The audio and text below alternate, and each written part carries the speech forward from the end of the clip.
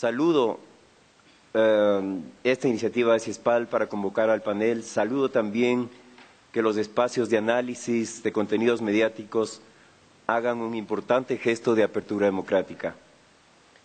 Yo no he visto, y pido disculpas si estoy equivocado, que Mediaciones dé oportunidad a que quienes son criticados puedan exponer sus argumentos o defenderse, lo cual me parece básicamente un contrasentido.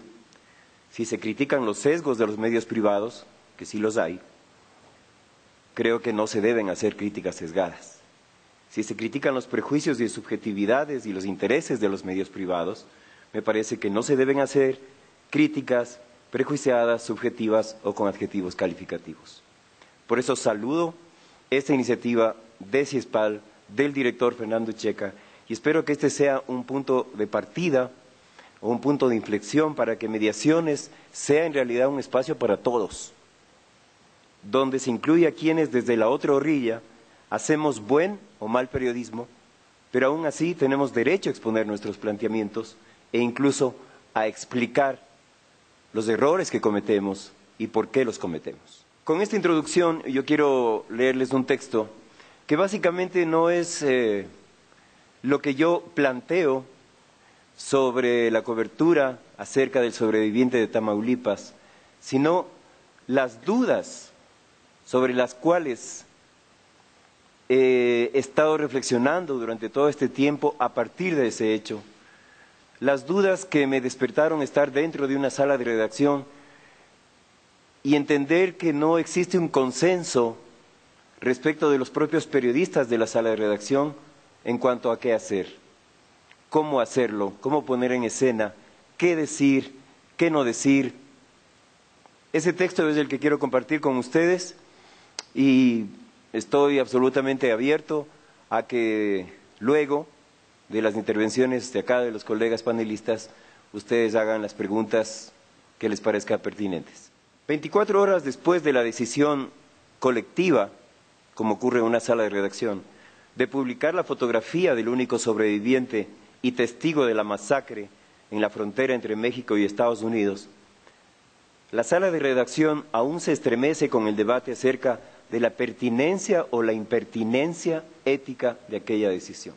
El debate es candente e inflamable, muchos pros y muchos contras, muchos editores a favor, muchos editores críticos, muchos editores en contra, mucha deliberación, pero sobre todo una deliberación interna que para mí ha sido saludable para un equipo de periodistas que entiende o que trata de entender que nadie tiene la verdad y que en el periodismo aún no todo está dicho. Creo que si en el periodismo estuviera todo dicho, al menos yo no estuviera ahí, porque me parece que precisamente ese es uno de los desafíos, los retos, los encantos y las magias que tiene este oficio. Yo creo que el periodista no debe ni puede creer en dogmas ni estigmas. El periodista o el intelectual, como dice Norberto Bobbio, al referirse a los tiempos críticos, no está para plantear respuestas, sino para interrogar a la sociedad, interrogar al poder, pero sobre todo para interrogarse a sí mismo. Vivimos tiempos cambiantes, tiempos difíciles, tiempos nuevos, sorprendentes, asombrosos, inciertos, que yo estoy convencido que demandan una nueva actitud de los periodistas desde dentro de los medios para entender primero qué es lo que está pasando en el entorno de la sociedad, qué es lo que está pasando en el entorno del poder, qué tipo de relaciones distintas son ahora entre el poder político y el poder mediático, absolutamente distintas a lo que ocurría hace 10 o 20 años. Recuerdo a Javier Darío Restrepo cuando dice: a los humanos nos distingue la condición de seres inacabados y en construcción, de modo que a mayores dudas corresponde una más alta humanización y a mayores certezas y pensamientos estáticos una mucho menor humanización, una mayor deshumanización. En esa línea me parece que a los periodistas nos compete defender el derecho a la duda y apartar de nuestras rutinas de trabajo las excesivas certezas. Más de 20 años en el oficio he sido testigo de cómo esas presuntas certezas nos han hecho daño como periodistas, nos han hecho daño como medios y, por supuesto, han hecho daño a quienes son nuestros destinatarios finales del trabajo. Entonces, lo que quiero contarles son las preguntas que nos hicimos. Por ejemplo, ¿pusimos en peligro al testigo y a su familia al publicar su rostro?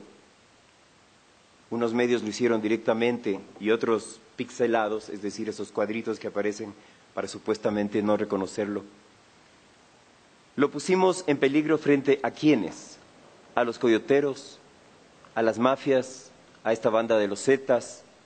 ¿A quienes intentaron matarlo junto a otros 70 más o menos migrantes? Ahora se sabe que sobrevivieron 2 o 3 más. ¿De quién es la responsabilidad de proteger a los testigos? ¿De las autoridades estatales? ¿Sí? ¿No? ¿De los medios? ¿Sí? ¿No? ¿De ambas entidades? ¿De ambos entes? Alguien se preguntaba si los coyoteros conocen muy bien a sus clientes. Recordemos que hacen el negocio directamente con ellos antes de enrumbarlos hacia la frontera. ¿Qué gana la sociedad al conocer o no conocer el rostro del testigo? ¿Qué ganan los lectores o los televidentes, si se quiere ampliar un poco? Si el Estado o los Estados tienen programas de protección a testigos, ¿es a ellos a quienes les corresponde actuar inmediatamente y evitar que los medios usen o abusen de esas imágenes? ¿Cómo ayudamos mejor desde el periodismo y desde el oficio? ¿Ocultando un rostro o revelándolo? ¿Ocultando una realidad o contándola? Si no publicamos el hecho, ¿salvamos nuestra conciencia? Y eso es algo que decía un colega. Yo salvo mi conciencia. No estoy de acuerdo, eso no se debe publicar. Pero ¿es suficiente salvar la conciencia? ¿O a veces hay que arriesgar esa conciencia individual por revelar una verdad?